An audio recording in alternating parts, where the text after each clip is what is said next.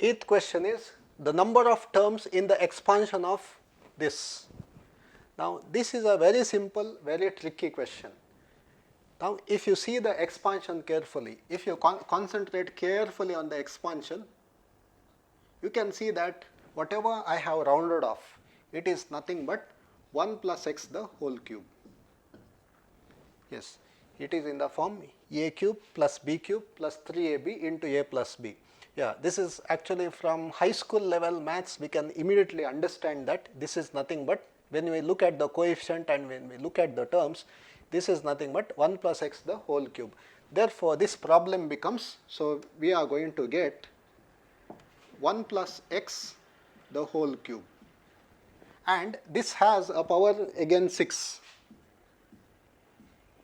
and therefore when you simplify this 6 into 3, so we are going to get 1 plus x power 18, and there is a very simple rule. If it is a binomial and if the power of the binomial is n, the number of terms in the expansion will be n plus 1, that is the rule.